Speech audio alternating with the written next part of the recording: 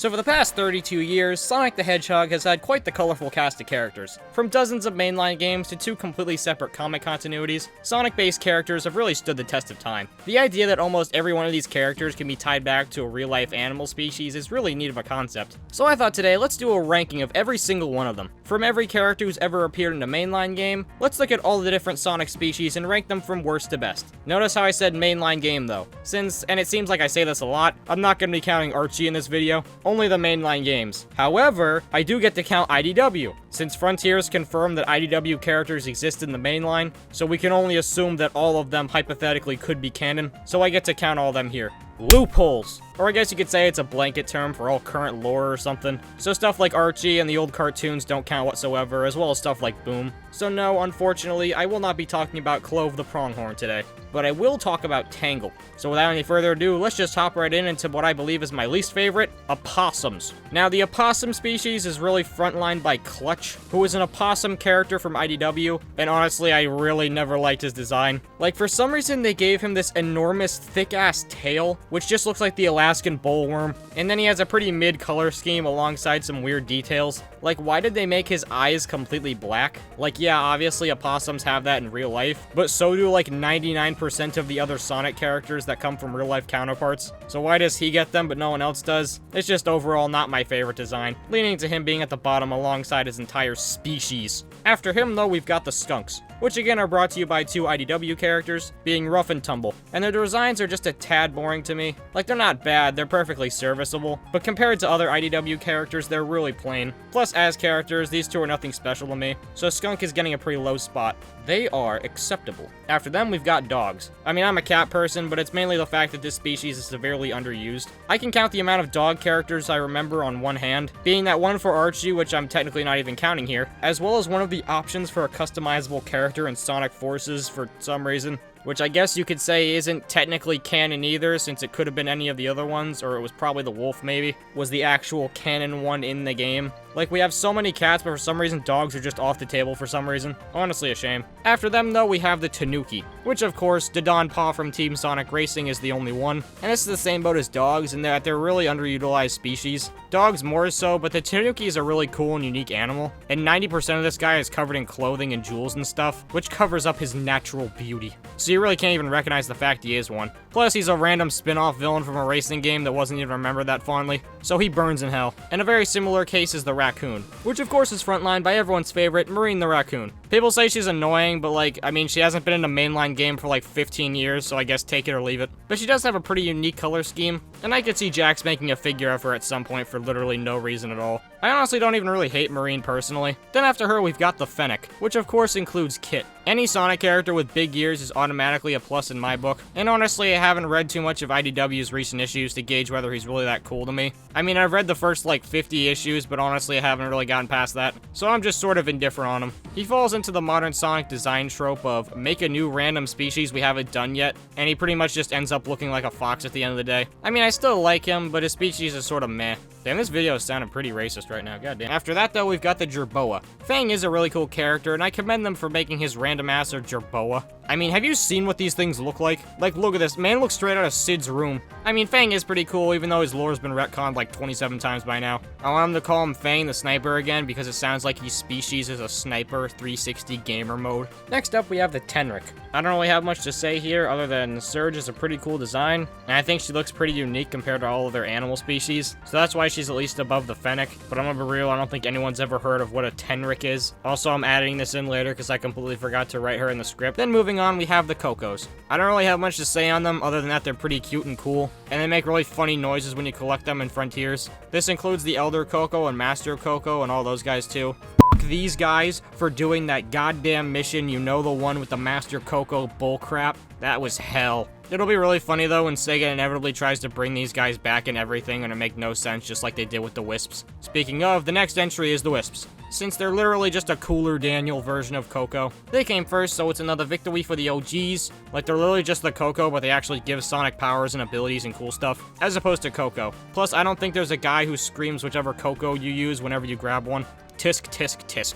Then after that, we've got the literal gods. And by gods, I mean pretty much any ancient deity, final boss kind of character. They're usually exclusive to their own games like Mephiles, Darken Like Gaia, Solaris, etc. The main problem with these guys though is that on one hand, some of them are really cool like Mephiles, and then some of them are the Time Eater. They're usually exclusive to their own games and are never really given much time to shine. Like pretty much none of these characters have ever come back in any game ever. Like you're telling me that the Earth is comprised of two ancient colossal deities in the center of the Earth and we're just never gonna see them again. And beyond that, some of them are just plain mid. Like King Arthur, Eraser Jin, and the damn Time Eater. Most of these guys are just final bosses and nothing else. Then we have a random-ass one being Octopi. And I say that because my man, Mimic's a pretty cool villain from IDW and is super unique in his design and characteristics. Like, he looks absolutely nothing like any other Sonic character in recent years, and I can commend that. And unlike Clutch the Possum, he has blacked out eyes, but it actually works for him, considering that he's radically different from any other species. Sonic characters being based off marine life has been sort of a mixed bag over the years. Like, they definitely fit design-wise and can work, but they just don't ever really make any canonical sense. Like, don't octopi need, like, water to survive? I mean, what? Either way, though, I'm glad we at least have him, since he did give us this awesome panel of Sonic stealing candy from a baby. Then after him, though, we have the better version of him, being the Chameleon, aka Espio, who, unlike being able to shift into people, damn, that sounded weird. Unlike being able to turn into people, Espio simply just turns invisible, which you could say isn't as cool, but honestly it works perfect for his character, given how Espio is now a certified ninja. So when he has his kunai and throwing stars, it just makes him awesome. We do for sure need more lizard/amphibian Sonic characters, though they appear to be working on that. But speaking of unique animals, next we have armadillos. It makes sense why Mighty was created so early on in the series, considering that armadillos and hedgehogs are the two characters that literally curl up into balls, so he fits perfectly as a nice parallel to Sonic. I also like how he has weird giant ears for some reason. That's really cool. Next up is kind of a blanket term one, being pretty much any bug character, since they're all designed extremely similarly, and they all serve pretty much the same purpose, except for Charmy, of course. I do love how they're a part of this series that's super unique compared to all the mammal characters, but besides Charmy, none of them have really had any time to shine, which really is a shame because a lot of them have really cool designs like Jewel the Beetle, or that one in the background of IDW which is supposed to be a reference to Miraculous Ladybug.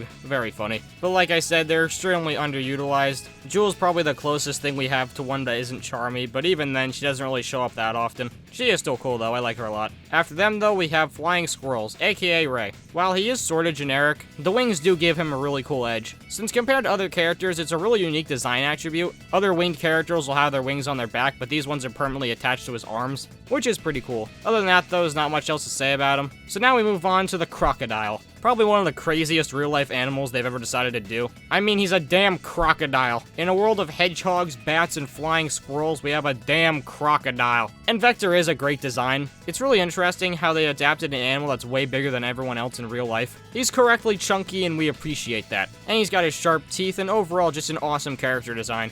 Then you give him his beats and chain and we're ballin'. Moving on though, we have the dragons. And by that I mean 3 different ones. Trip the Sungazer Super Form, the dragon from Sonic Superstars that I don't know the name of because I still have barely played that game, and the dragons from Sonic and the Black Knight. Starting with Trip's super form, it is really cool. She still resembles herself, I suppose. She has the same eyes, and it's a really cool idea to completely change her species on super transformation, as opposed to changing her color, making her shiny, and putting her hair up or something. And then we have Black Dragon from Superstars. I looked up the name on Google, and I'm gonna be honest, he doesn't really look like he fits in with Sonic as much as I'd like him to. I mean, he is definitely cartoony, but I don't know, he fits more in Nights into Dreams, honestly. And that's all I have to say about that, because I still haven't played it because Spider-Man 2 came out like 2 days after it. I had priorities. But finally, my personal favorite, the Black Knight dragons, which are just dragons. That's about it, and that's why I like them. They're just dragons. It's really funny. The 06 hyper-realistic Uncanny Valley feel needs to return. I love it so much. Oh yeah, and then the dragon collectible animal from Sonic Adventure 2. Oh.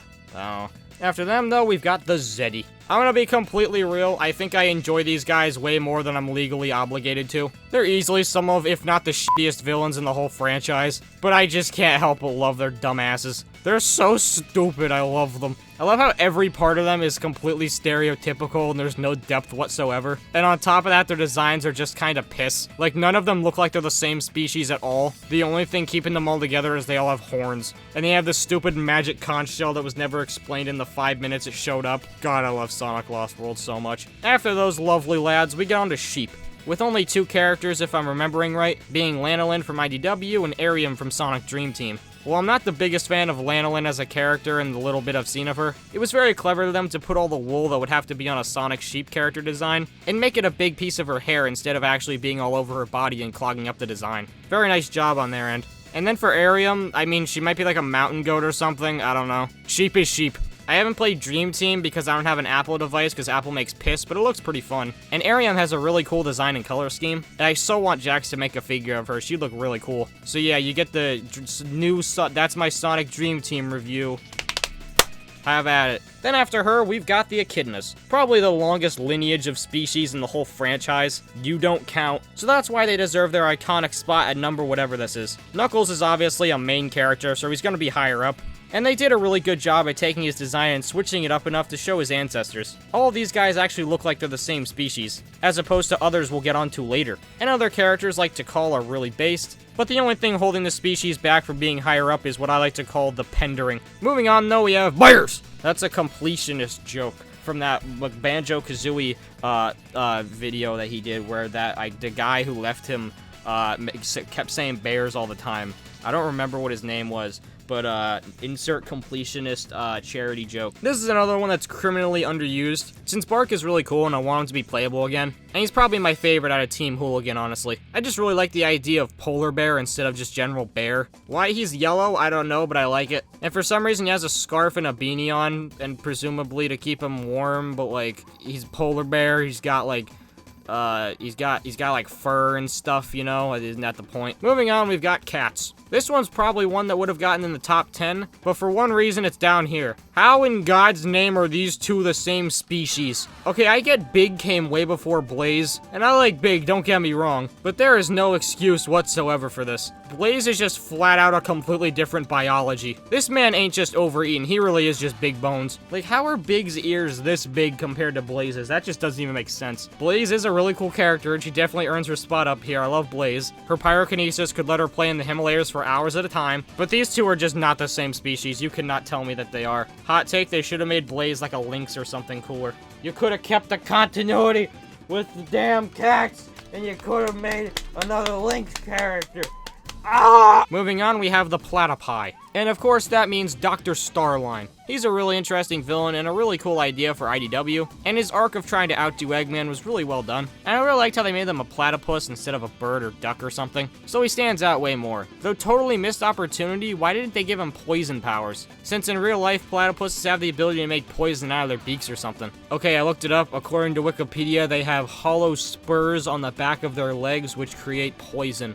Thank you, Wikipedia. A proud not sponsor of Bulbasquirtle Productions. Moving on, we've got the Sungazer Lizard. Of course, being the newest character in the franchise, Trip the Sungazer. That's a lie, I forgot Arium existed. God damn it. Like I said, I haven't really played Superstars at all, so I can't say much about her in the game. But I do know that she's a really interesting design that reminds me of Defect. And it's like I always say, anything that reminds me of Defect from Sonic Boom Fire and Ice 2016 is a plus in my book. And like I said, she has a really cool super form as well. I really hope that some of the classic characters they've been using recently can get modern forms, but I doubt it. Then moving on, we got birds. I'm counting them all as one big group since I ain't about to give a whole ass entry to Storm the Albatross, not today. But birds are a really cool addition to the franchise, since birds are pretty much just mammals with extra steps. And them having beaks is a really nice switch up from every character just having a peach muzzle with a black nose. And if you watched Useless Facts, you know we dodged a bullet on having these weird hand-feathered bird things. After those, though, we've got Froggy, because he's got to be here somewhere, why not here? Then we've got the Black Arms, of course making their iconic debut in Shadow the Hedgehog, and never any other time ever, literally ever. They do have a pretty unique design scheme, and I really like Black Doom's design.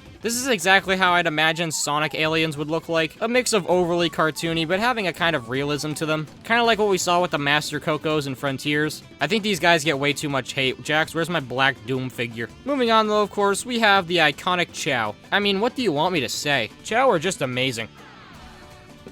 I got pins and needles in my leg. Ow. They're just the perfect little addition to Sonic's world. They're the perfect support character to put in crowds and backgrounds and stuff. Plus, they're just adorable and come in many shapes and sizes. Like, for example, Chaos, which technically counts as a Chow, so he goes here. And I mean, do I need to explain why Chaos is so high up? Come on, you know why. After them, though, we've got Jackals, aka Infinite. Now, the Jackals themselves are just really mid, very borderline Sonic design with not much going on, but Infinite's design is quite possibly the coolest one that Sonic Team has ever made, in my opinion. You know what? No, not my opinion, it's fact. Infinite's design is absolute perfection. I mean, as a character, he's infinite, but look at me in the eye and tell me this isn't peak build. Like I said though, this species itself isn't really anything special, but it is carried by this man's design. Moving on, we've got humans. Obviously, I don't need to go into detail of how Sonic and humanity's relationship is gone, but I probably do, so I'll do it anyway. Sonic literally broke into the presidential limousine. Though of course the series' main villain is a human, and humans are responsible for a lot of lore in the Sonic universe.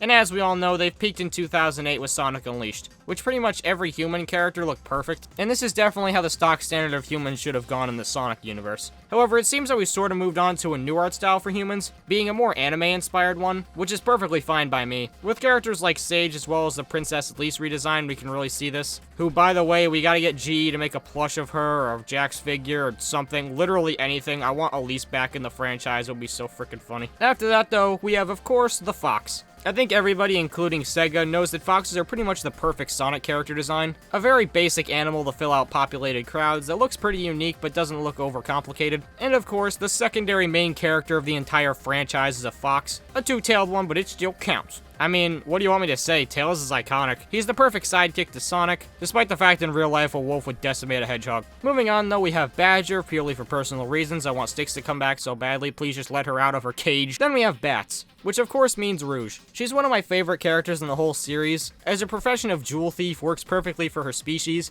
being nocturnal and hiding along ceilings and such. Her design has two giant wings that I just love to look at, and they make her one of the few characters in the series that can actually fly, and she just makes for a great addition to the main cast. Now we have Ghosts. This one's pretty specific considering that there's only really two ghosts in the Sonic franchise, being the ones from Sonic Adventure 2 of course, and the much superior ghosts from Night of the Werehog, who are some of my personal favorite characters in the whole franchise. They're just so damn goofy, I love them so much, I can't believe they came back, it's so great. And given the fact that they're tied to my favorite game in the franchise, this one's purely personal. Then moving on, we have Rabbit, yes that's why. Okay, obviously I'm biased, but rabbits are just pretty cool. I always liked that for some reason rabbit characters never really had any tufts of fur sticking out of their head. It always just made them seem really unique compared to other characters. Plus, having giant ears is also a pretty cool design trait that can be used in cool combat scenes. Plus, Cream's adorable and her whole setup is just amazing. But after her, we get into the top 5, beginning with Wolves. Obviously, this refers to Whisper, who was quite possibly the coolest character Sega has made in the past decade. I mean, do I even need to explain why Whisper is cool? Probably not, but I'll do it anyway. She has a really cool mask, a cool design with her trench coat, awesome powers with wisps, a great dynamic with said wisps,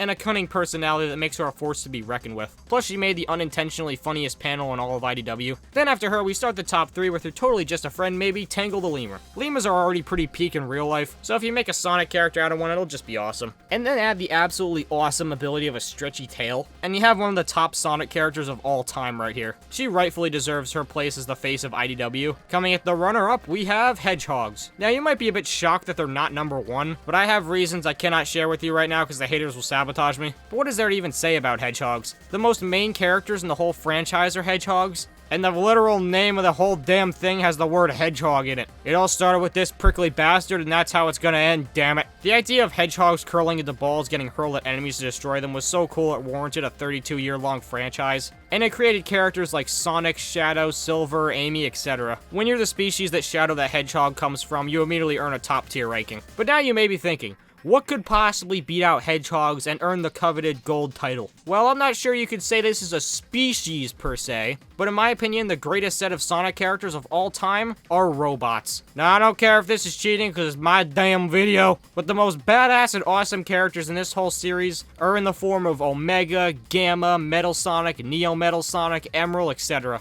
Every one of these guys is dope as hell and have some of the coolest designs and powers I've ever seen. Their designs can be so clean and intimidating, but also funny and goofy at the same time. They have some of the best moments between any Sonic continuities ever. Like, you're telling me the greatest scenes in all of cinema compared to E123 Omega? SMH. And I think we can all collectively agree that Metal Sonic is quite possibly the greatest thing ever. A perfect design, a perfect villain, everything about him is perfection. He's the perfect rival to Sonic and an absolutely phenomenal force to be reckoned with. And no matter what, you just want to root for him, even if he's against your favorite Sonic character. And that's why robots just take the cake. And there is every single species in Sonic ranked. I hope you enjoyed my ramblings about real and fictional creatures, and I'm sure you all will gladly correct me in the comments about some random species I forgot, like frickin' kangaroos or something. I'm not sure what the next video is. It'll probably be Spider-Man related, maybe. Or maybe something completely different, who knows. Though at the same time, it's December. I don't want to mess with my December ad revenue. So I guess all I can leave you with right now is my studio series, The Fallen Figure. You're welcome, Canada.